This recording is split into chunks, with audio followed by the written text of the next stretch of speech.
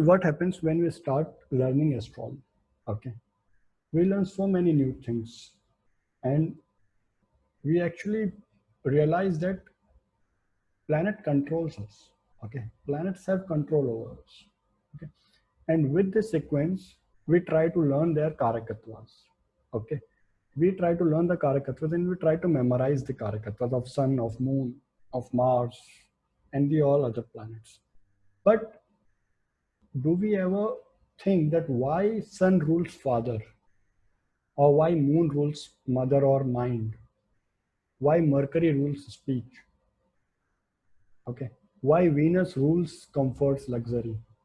Okay, we think about it, but very later when we read so much about planets and karakattvas, then we wonder why a planet rules so and so thing. And similarly, do we ever ask to our teachers why we have only 12 houses? Why the sky is divided into 12 houses only? If it is about equal division of a sky, okay, so it can be equally divided into any number. If it is 360-degree, it could be divided into 18 parts or 20-degree each. Okay, but rishis have divided it into 12 equal parts. There should be some logic behind it. Okay, but what happens as we progress in astrology, we run after predictions only. We try to learn new techniques, new methods to predict something. We try to learn how to use a karakatva of planet to make a prediction. Okay, but very few of us try to think about the cause behind it. Okay, the reason, the logic behind it, the reason why Sun rules father or why Moon rules mother.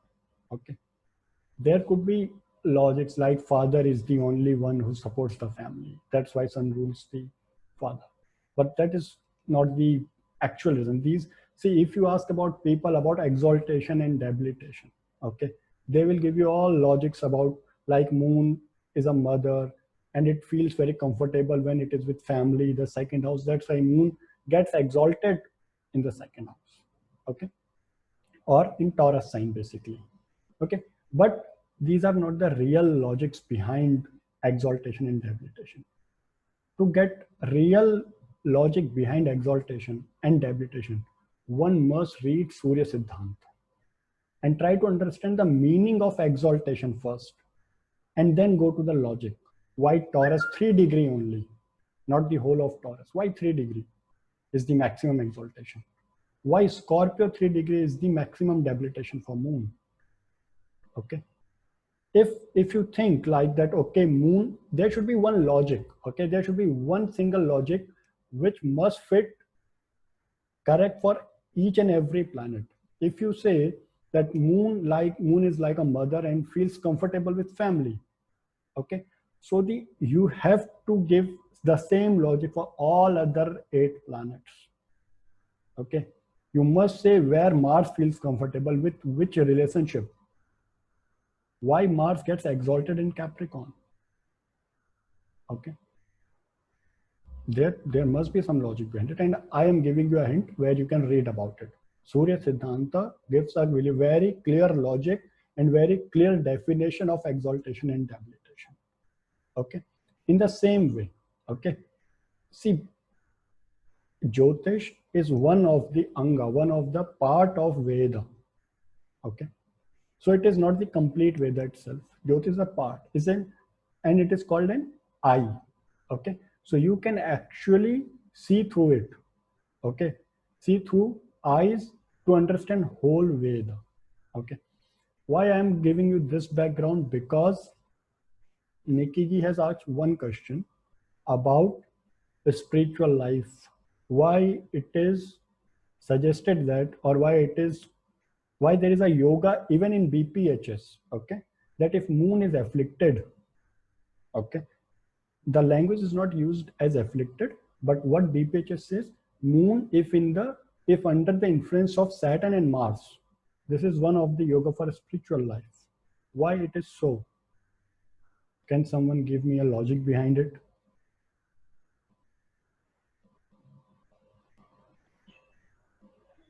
Sir I thought कि Saturn किसी भी चीज में सोचने के लिए depth देता है। Okay. तो एक्चुअली कोर तक जाने के लिए सैटर्न जरूरी है, इसलिए मुझे लगा। Okay. Okay. Anyone else? Sunili ji? No. Okay.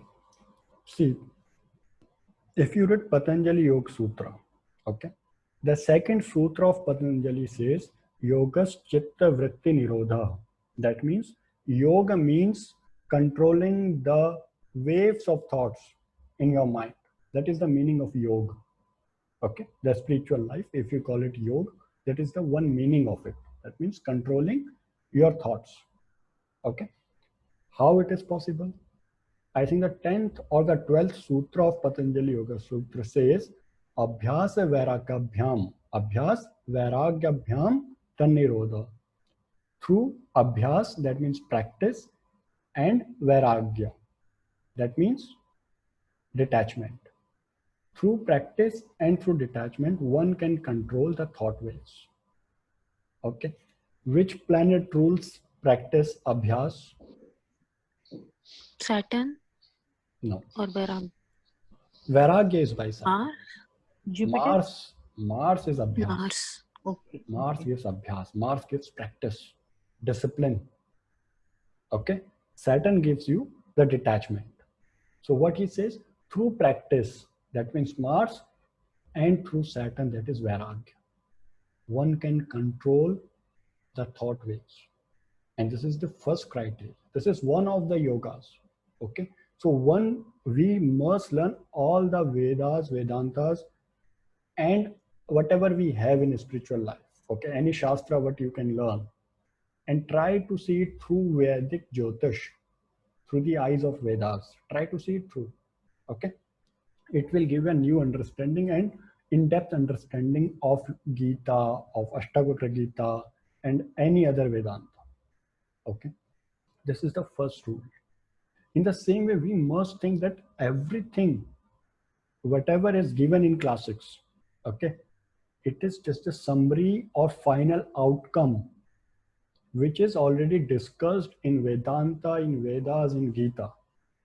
And if you learn through all other Shastras, it will be very easy for you to understand astrology, the yogas. You will get actual reason behind it. Okay. So now I will go to your questions one by one, and we will see where you have confusion and what are